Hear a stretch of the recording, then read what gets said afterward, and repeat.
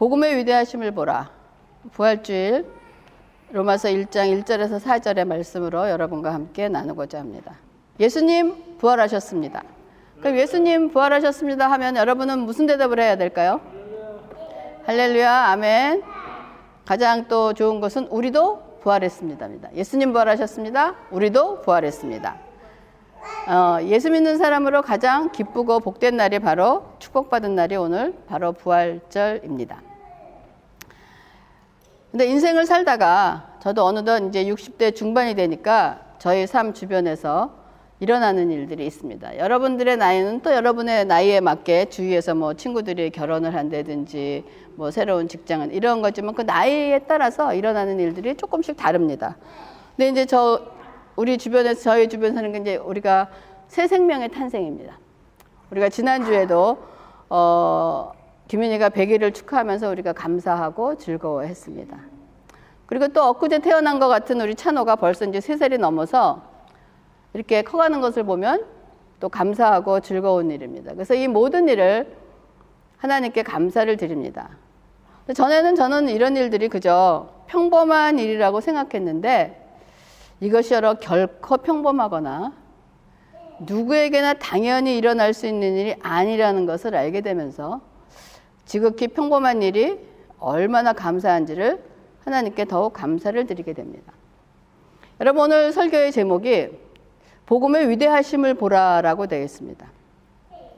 여러분들이 하나님의 사람으로서 하나님의 삶을 살면서 감사하는 삶은 무엇인지 좀 아십니다. 그렇죠? 감사. 그렇죠? 하나님은 또 은혜로운 삶이 참 은혜롭다 하는 것을 좀 느낍니다. 근데 여러분의 삶이 위대하다는 것을 한번 느껴보셨습니까? 생각해보셨습니까? 나의 삶은 참 위대하다. 아마 위대한 것에 대한 생각은 왜냐하면 위대하다 그러면 뭔가 큰 업적이 있는 것 같고, 근데 나는 뭐 위대한 것 누구에게 가서 위대하다라고 얘기할 만한 뭔가가 없는 것 같아.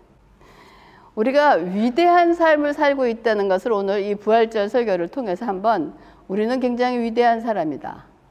왜 위대하다고 생각을 합니까?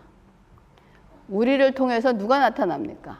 하나님을 나타낸다는 거예요. 그것처럼 위대한 삶은 없습니다.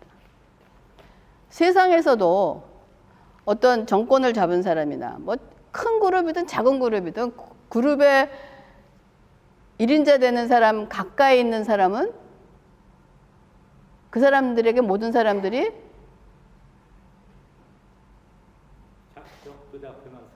딱 그렇죠. 그렇죠? 왜?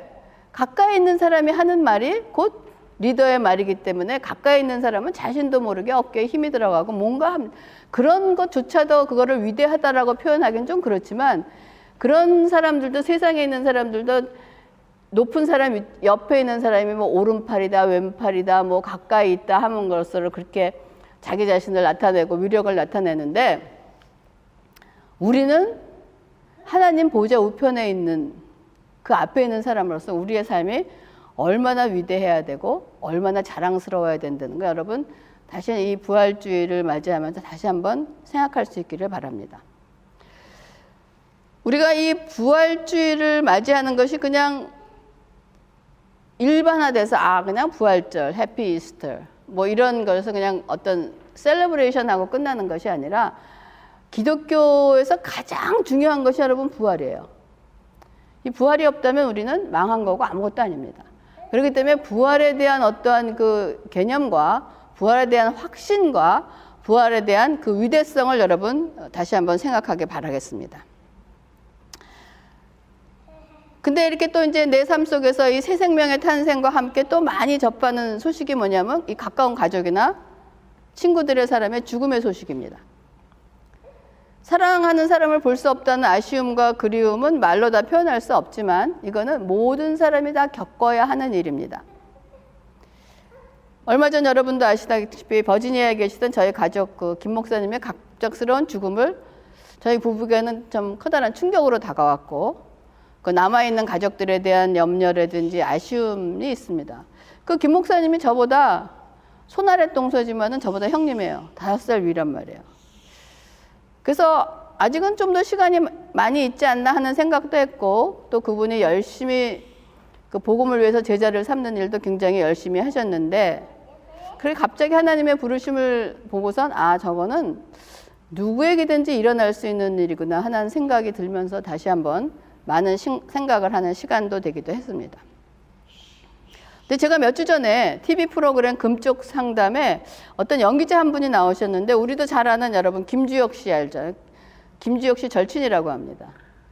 근데 그분이 김주혁 씨의 그 갑작스러운 사고로 죽음으로 인해서 지금 5년이 지났는데 아직도 그 충격에서 벗어나지 못하고 있더라고요. 그 화면을 통해서 그분의 얼굴을 보니까 거의 그거는 진짜 이렇게 어둠에 있는 그런 얼굴이에요.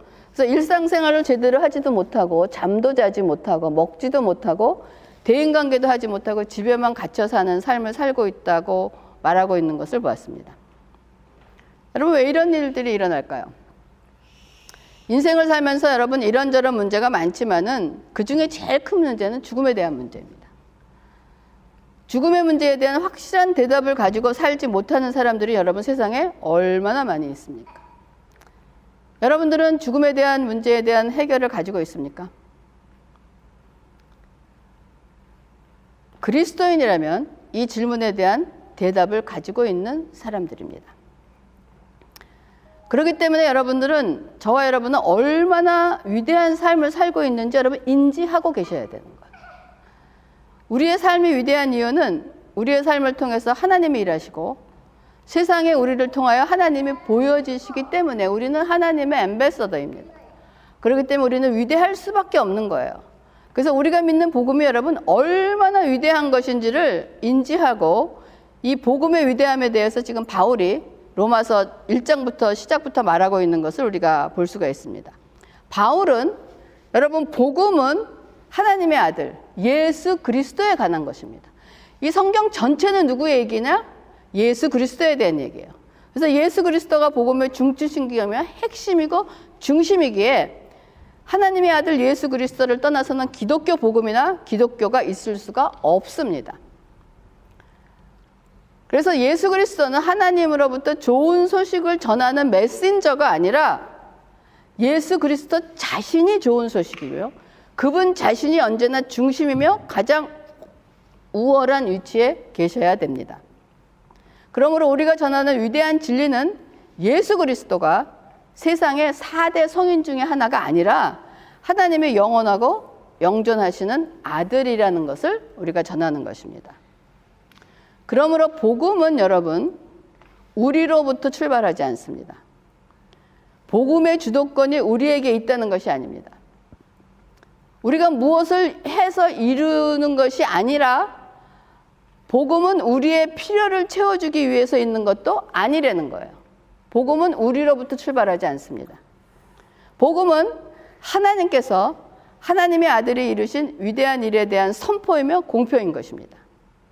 그 아들은 아버지 품속에서 영원토록 계신 시작도 끝도 없으신 아버지와 동등한 분인데, 그러면 도대체 이분에게 어떠한 일이 일어났는가 하는 것을 한번 알아보겠습니다. 로마서 1장 3절에 그의 아들에 관하여 말하면 육신으로는 다윗의 혈통에서 나셨고 라고 얘기합니다. 그의 아들에 관한 말인데 복음은 하나님의 아들에 대한 것, 첫째로 육신으로는 다윗의 혈통에서 났다고 얘기합니다. 이 말씀은 하나님의 아들이 육신을 따라서 존재하게 되었다는 것입니다. 영원 전부터 계셨던 하나님의 아들에게 무슨 일이 일어났는가? 무슨 일이 일어나긴 일어났어요. 근데 그 일이 일어난 것은 그가 전에 존재하던 방식과 다른 방식을 취하셨다는 것이지, 그의 존재가 시작을 했다는 것을 말하는 것이 아니라 그의 존재가 그때부터 시작됐다는 것이 아닙니다. 다른 모양, 즉 인간의 모습으로 존재하게 되었다는 것입니다. 이것이 기독교 성육신 교리의 핵심이 되는 것입니다. 육신으로는 의미는 어린아이가, 우리 규민이가 엄마 뱃속에서 나올 때 가지는 모든 본성을 의미하는 것으로 온전한 인성을 지닌 인간이 되셨다는, 예수 그리스도도 우리 규민이처럼 저렇게 아기의 모습으로 오셨다는 거예요. 그래서 인간의 모습이 되셨다는 것이면 다윗의 혈통이 됐다는 거예요. 우리 규민이는 강씨의 혈통이 됐다는 것처럼 우리 예수님은 다윗의 혈통이 되셨고 하나님께서 다윗 양에게 특별한 약속을 주셨다는 사실에 그 의미가 존재하는 것입니다. 사무엘하 7장 12절과 13절에 내 수완이 차서 내 조상과 함께 누울 때 내가 내 몸에서 내 씨를 내 뒤에 세워 그의 나라를 견고하게 하리라. 그는 내 이름을 위하여 집을 건축할 것이요 나는 그의 나라 왕위를 영원히 견고하게 하리라 라고 하고 있습니다. 오늘 미국 일부 예배에서도 오늘 아이들이 많이 울거나 아이들의 소리를 냈습니다. 네, 셔플러 목사님 뭐라 그러셨는지 아세요? 그거는 기쁨의 소리라고 얘기했어요. 왜냐하면 아이들이 예배에 와서 하나님을 향해서 애들이 좀 소리를 지르고 하더라도 그것 때문에 너무 받아받지 말고 애가 뛰어나와서 이 강대상에 와서 오른다 그래도 그냥만 내비두려는. 왜? 그건 미래고 기쁨이라고 오늘 그 얘기를 하셨습니다. 근데 많은 교회들은 아이들이 저렇게 소리를 내면 막 저지를 하려고 그래요. 근데 우리는 식구가 작으니까 큰 사고가 아닌 한 그냥 놔두세요. 왜냐하면 저희가 예배드리는 하나의 형태를 보셔야 됩니다. 그리고 이제 말을 알아들을 쯤 되면 훈련을 하고 또 걔에게 이제 어텐션을 주는 것은 이제 부모가 훈련을 해야 될 것으로 믿습니다. 그래서 너무 제재하려고 그러지 마세요. 제재하면 더 소리 지릅니다, 아이들은. 그렇기 때문에 저것도 예배의 일종이기 때문에 이제 어른들이 그걸 이해하시고 기뻐하시기를 바라겠습니다. 그래서 구약의 예언서를 통해서 하나님의 언약이 이렇게 좁혀 들어가면서 표현하는 걸 볼 수가 있어요. 그러니까 에덴 동산에서 여자의 후손이 뱀의 머리를 상하게 할 것이라는 일반적인 약속을 통해 전 인류를 대상으로 말씀하셨고, 다음에는 아브라함의 후손으로 오실 것이라고 약속하셨고, 이방인과 구별된 히브리인을 통해서 올 것이라고 자꾸 범위를 축소되어 가고 있습니다. 그리고 이스라엘의 지파, 특별한 지파, 유다 지파를 통해서 올 것이라고 야곱을 통해서 말씀하시고, 그 다음 더욱 좁혀서 한 가정, 다윗 왕가를 택하시고 마리아를 통해서 다윗의 후손으로 이 땅에 오신다는 것이 성경에서 얘기하고 있는 것입니다. 그래서 이사야서 11장 1절과 로마서 1장 4절에 이새의 줄기에서 한 싹이 나며 그 뿌리에서 한 가지가 나서 결실할 것이요 라고 다윗의 아버지 이새의 줄기에서 결실을 이룰 것은 예언을 완성했습니다. 그리고 로마서 1장 4절에 성결의 영으로는 죽은 자들 가운데서 부활하사 능력으로 하나님의 아들을 선포되셨으니 곧 우리 주 예수 그리스도시니라 라고 얘기합니다. 그래서 여기 성결의 영이라는 것은, 성결의 영은 The Spirit of Holiness예요. 그러니까 여기서는 성결의 영, 그러면 우리가 삼위일체 중에 한 분이신 성령의 영으로 생각할 수 있는데, 그것이 아니라 하나님의 속성 중에 하나인 거룩한 영을 얘기하는 것입니다. 그래서 이 성결의 영은 아까 3절에서 육신으로는 다윗의 혈통에서 나셨고 하고 병행을 이루는 것을 대조하기 위해서 지금 바울이 쓰고 있는 거예요. 그래서 바울은 육신으로 우리 주님에게 해당하는 것과 영으로 우리 주님에게 해당하는 것을 대조하고 있다는 것을 여러분 머리에 넣고 잊지 마시기 바랍니다. 그래서 육체를 따라서 다윗의 씨가 되셨고 인간과 같이 연약해지셨지만 영적인 존재로 그의 능력 있는 하나님의 아들이 되시고 그것이 부활을 통해서 입증되었다고 바울은 얘기하고 있습니다. 즉 주님은 육체로도 존재하시고 영으로도 존재한다는 것이며, 영으로 존재하는 것은 그분은 거룩한 분이시라고 얘기하는 것입니다. 그러니까 그가 이 세상에 계실 때에도 그 안에 계신 영은 거룩하셨고 이것이 바로 성결의 영이라고 얘기하는 것입니다. 이것은 인자로서의 주님과 하나님의 아들로서의 대조를 나타내고 있는 것입니다. 그래서 성결의 영, 즉 하나님의 속성인 거룩한 영을 가지신 예수님께서 부활하시는 능력으로 하나님의 아들이심을 선포되었다고 하는데, 여러분 이 말씀은 주님은 부활하셨기 때문에 하나님의 아들이 된 것이 아니에요. 원래 하나님이셨어요. 그러니까 원래 하나님이신 것을 부활하심으로써 하나님의 아들이라고 선포된 거지, 아니었다가 부활했기 때문에 하나님의 아들이 선포된 것이 아니라는 것입니다. 이거 여러분 아주 미묘한 얘기지만 여러분 정확하게 이해하고 계셔야 돼요. 예수님은 성육신 하시기 전부터 하나님의 아들이셨고 하나님과 아버지와 함께 하셨기 때문에 이 점에서 달라진 것은 없지만, 여러분 성육신 하신 후에 예수님이 달라진 것이 있다면 무엇이겠습니까? 그가 취한 모양입니다. 인간의 모습이었다는 것이 달라진 것입니다. 하나님의 아들이시지만 힘없는 어린아이로 오셨다는 이 평행선을 항상 염두에 두고 계셔야 돼요. 비록 예수님은 하나님의 아들이셨지만 힘없고 미약했고 모든 아기처럼 이런 돌봄이 필요했습니다. 그가 어린아이로 오셨을 때 하나님의 아들의 능력은 육체 속에 가리워져 보이지 않았지만 부활을 통해 하나님의 능력이 아들이라는 것이 인식되었다는 것은, 그래서 성경에는 예수님의 어린 시절에 관한 얘기가 많이 나와 있지 않습니다. 예수님이 12살 때 이야기가 누가복음에 나오고 있는데 누가복음 2장 40절에서 50절에 보면 아기가 자라며 강하여지고 지혜가 충만하여 하나님의 은혜가 그 위에 있더라. 그의 부모가 해마다 6월절이 되면 예루살렘으로 가더니 예수께서 12살 되었을 때 그들이 이 절기의 관례를 따라 올라갔다가 내려오는 길에 잊어버렸어요. 그래서 이제 부모가 아이가 없어진 줄 알고 찾으러 갔더니 사흘 후에 성전에서 만난즉 그가 선생 중에 앉으사 그들에게 듣기도 하시며 묻기도 하시니 듣는 자가 다 그 지혜와 대답을 놀랍게 여기더라. 그의 부모가 보고 놀라며 그의 어머니는 이르되 아이야 어찌하여 우리에게 이렇게 하였느냐 보라 내 아버지와 내가 근심하여 너를 찾았노라.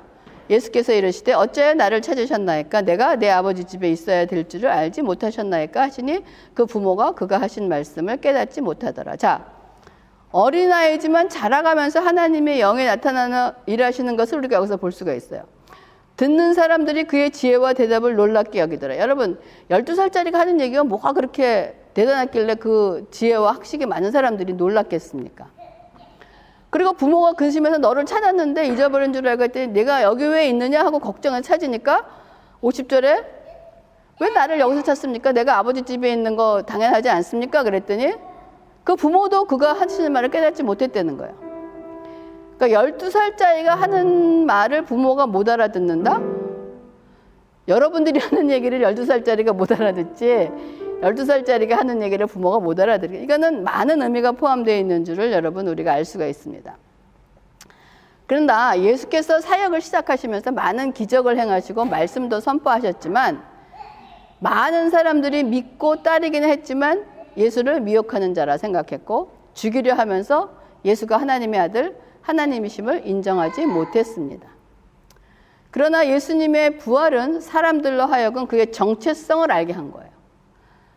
부활하는 순간 영광이 드러나고 표징에 나타난 것으로 겉으로 보기에는 아무런 힘이 없는 종의 형체였지만 그 하나님의 본체신 것을 증거한 거예요.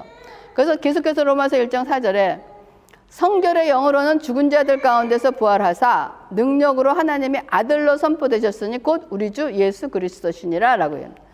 성결의 영으로는 죽은 자들 가운데서 부활하사. 그래서 바울은 예수님께서 죽으시고 부활하신 것, 예수님이 부활하셨다라고 얘기하지 않고 His resurrection from the dead 이라고 얘기합니다. 예수님이 부활하셨다라고 하지 않고 죽은 자들 가운데서 부활하셨다라고 말씀하시는 것은 죽은 자들께서 그가 먼저 부활했다는 것은 다른 사람, 그 죽은 사람들도 뒤따라서 부활한다는 것을 바울은 지금 얘기를 하고 있는 거예요. 즉, 우리도 예수님을 따라 부활한다는 것입니다. 그러니까 바울은 주님의 부활만 말한 것이 아니라 우리의 부활도 말하고 있는 것입니다. 이것이 빠지면 큰일 나는 것입니다. 그러므로 그리스도인들은 우리가 주위 사람들의 죽음을 잠시 아쉬워하고 그리워하는 마음을 가질 수밖에 없지만 궁극적으로는 부활의 소망이 있게 그들의 죽음 앞에서 하나님께 감사드리면서 언젠가 함께할 그날을 소망하며 이 땅에서 주어진 시간 안에서 소명을 따라 열심히 살아가는 것이 우리가 죽음에 대한 해답에 대한 문제인 것입니다. 여러분, 부활이 없다면 복음도 없었을 것입니다. 주님께서 여전히 무덤에 계신다면 우리 모두 망한 사람들입니다. 그러나 예수가 죽은 자 가운데서 먼저 사신 자가 되셨기에 그가 하나님의 아들이시며 그런 말미암아 우리가 구원받았다는 것이 입증되었다는 것입니다. 세상에는 다른 종교가 많이 있습니다. 그러나 다른 종교의 지도자들이 죽었다가 부활했다는 것을 들은 적이 있습니까? 소망이 없는 거예요. 어떤 우리가 도덕적으로 윤리적으로 우리를 인도할 수 있을지 모르지만은 우리의 영원한 죽음에 대한 문제를 해결할 수 있는 소망이 없다는 것입니다. 그래서 육신으로는 다윗의 혈통으로 오시고 성결의 영으로는 부활로 말미암아 능력으로 하나님의 아들로 선포된 복음 중심 예수 그리스도의 위엄 있는 범위를 여러분 볼 수 있기를 바랍니다. 여러분, 영광에서 시작해서 땅으로 내려오시고 십자가의 죽음으로 나아가시고 무덤으로 내려가시고 다시 살아나셔서 승천하시고 다시 영광 가운데 거하신, 영광에서 죽음의 깊은 데로 내려가셨다가 다시 영광으로 올라오신 것이 복음의 전부입니다. 이 영광의 범위를 볼 수 있는 자들이 뭐냐? 복된 자들이라는 것입니다. 그러니까 저와 여러분은 위대한 삶을 살고 있으며 복된 사람이라는 것입니다. 끝으로 바울은 이런 일을 이루신 분이 곧 우리 주 예수 그리스도시다라고 얘기합니다. 여러분, 우리 주, 로드, 주님, 예수, 우리의 구원자, 그리스도는 뭡니까? 그리스도는 메시아, 기름 부은 자를 얘기하는 것입니다. 그래서 예수가 주님이시다라는 고백은 지금 우리에겐 너무 자유롭습니다. 지금 우리가 어디 가서 예수가 우리 주 예수 그리스도라고 얘기하면 잘못된 거 있습니다. 우리는 너무나 이게 평범하기 때문에 그냥 너무 소홀히 할 수 있는 경향이 많아요. 하지만 초대교회 당시 그리스도인들에게는 예수가 주다, 가이샤가 주다. 이거 둘 중에 하나 선택을 했어야 돼요. 근데 가이샤가 주라고 선택하지 않으면, 예수가 주라고 선택하면 사자굴에 던져지는 그런 죽음을 당해야 했습니다. 그리고 예수가 그리스도라는 것은 주님의 신성과 인성을 다 인정하는 초기 3세기 동안 기독교가 지켜야 할 중요한 교리로서 이단들에 의해서 주님의 신성 혹은 인성이 부인되었기 때문에 기독교는 목숨 걸고 싸워야 됐다는 시대가 바로 거기에 있었습니다. 그래서 여러분이 우리 주님 메시아는 다윗의 자손이면서 동시에 하나님의 아들, 하나님의 영원한 아들이라고 말씀하셨지만 유대인들의 생각은 여기까지 오지 못했다는 것입니다. 유대인들이 믿는 것은 메시아가 올 때는 다윗의 자손으로 온다는 것은 바른 관점입니다. 다윗의 자손으로 온다는 것. 하지만 불행하게도 물리적인 관념만 가지고 있었기 때문에 메시아를 사람으로만 생각하는 것이 유대인들이 그냥 거기에만 머물러 버렸다는 것입니다. 그래서 예수님은 그들을 향해서 만일 너희가 다윗의 자손을 말하는 데서만 그친다면 어떻게 성경에서 다윗이 그를 주라 불렀느냐? 다윗의 자손이면 그렇다면 다윗이 어떻게 그를 주라고 불렀느냐? 자손이면 미친데 지금 다윗이 그를 주라고 부르는 건 더 위에 있다는 얘기 아닙니까? 만일 그가 다윗의 인간적인 한 자손에 지나지 않는다면 어떻게 다윗이 성령의 감동에서 그를 주라 말하며 그를 가리켜 주라 칭할 수 있는가? 이건 스스로 모순에 빠지는 일입니다. 그래서 이런 일을 시편의 말씀을 인용하시면서 질문을 하신 것이 시편 110편 1편에 여호와께서 내 주에게 말씀하시기를 내가 내 원수로 내 발판이 되게까지 너는 내 오른쪽에 앉아 있으리라 하신 것처럼 마태복음 22장에 그들에게 묻습니다. 바리새인들이 모였을 때 예수께서 그들에게 물으시되 너희는 그리스도에 대해 어떻게 생각하느냐? 누구의 자손이냐 대답하되 다윗의 자손이다 라고 대답한다. 이러시면 그러면 다윗이 성령에 감동돼 어찌 그리스도를 주라 칭하며 말하되 주께서 내 주께 이르시되 내가 내 원수를 내 발 아래 들 때까지 내 우편에 앉아 있으리라 하셨도다 하였느냐. 다윗이 그리스도를 주라 칭하였은즉 어찌 그의 자손이 되겠느냐 하시니 한마디도 능히 대답하는 자가 없고 그날부터 감히 그에게 묻는 자가 없더라 라고 얘기하고 있습니다. 그러므로 우리 주 예수 그리스도 하나님의 아들이시며 인간의 모습을 온전히 가지신 분이며 이분이 우리 주 되심은 우리가 그에게 속해 있고 그분이 우리 주인이 된다는 것입니다. 세상 사람들은 그를 인간적인 존재로 생각했을 뿐이지만 우리가 우리 주 되심은 우리의 소유주 되셨고 속전을 지불하시고 우리를 사신 주님이 되셨다는 것입니다. 그러므로 여러분 우리 주 예수 그리스도가 완전한 호칭입니다. 우리에게 예수 즉 구원자 되시는 분은 우리의 죄를 사하신 동시에 우리의 주인이십니다. 우리가 예수를 믿는다는 것은 그를 구원자로만 믿는 것이 아니라 구원자인 동시에 우리의 주인, 우리의 소유주 되심을 믿는다는 것을 얘기하는 것입니다. 여러분 복음을 믿는다는 것은 단순히 주 예수 그리스도를 믿는다는 것, 지성적으로 받아들이는 것만이 아니라는 것입니다. 우리 자신을 순종시키고 우리 자신을 의탁시키며 우리 전 인격을 수반하는 것을 의미합니다. 회개해서 죄의 삶에서 예수 그리스도 안에 하나님께 순종하는 삶으로 돌아오지 않는다면 여러분 복음을 믿는다라고 말할 수 없다는 것입니다. 여러분 말씀을 마치겠습니다. 여러분 주님 부활하셨습니다. 우리는 그의 부활 생명을 힘입어 이 땅에서 살아가는 것입니다. 그러므로 여러분 부활의 소망을 가지고 여러분의 삶을 승리하시기를 바라겠습니다. 우리가 부활이 없으면 우리는 망한 자입니다. 하나님의 그 부활의 능력, 그 부활의 능력이 얼마나 위대하신가. 여러분이 이제까지는 우리가 감사한 삶, 은혜의 삶을 좀 느껴봤지만 오늘부터는 이 말씀을 들으면서 내가 얼마나 위대한 것을 가진 자, 소유한 자인 것을 한번 자신을 생각해 볼 수 있기를 바랍니다. 하나님의 위대하심을 내가 아는 것만큼 내가 위대함을 가진 것을 여러분 체감할 수 있을 줄 믿습니다. 기도하겠습니다. 하나님 감사를 드립니다. 오늘 예수님의 부활주의를 아버지 찬양하며 기억하며 하나님 앞에 예배를 드리게 하시니 감사를 드립니다. 이제까지 우리가 부활하심을 그냥 일상적인 것으로 생각하지 말게 하시고 그 부활하심의 위대하심을 한번 생각하며 우리가 그 심령으로 깨닫는 이 시간 될 수 있도록 하여 주시옵소서. 그 예수님의 위대한 생애가 아버지 나의 삶을 통해서 나타나는 것으로 내가 얼마나 하나님께서 위대하게 만들어 놓으시며 위대한 자인가를 다시 한번 깨닫게 하시고 우리의 삶에서 부활 생명으로 승리하며 이기는 우리 되게 하여 주시옵소서. 감사를 드리면서 모든 말씀을 예수님의 이름으로 기도합니다. 아멘.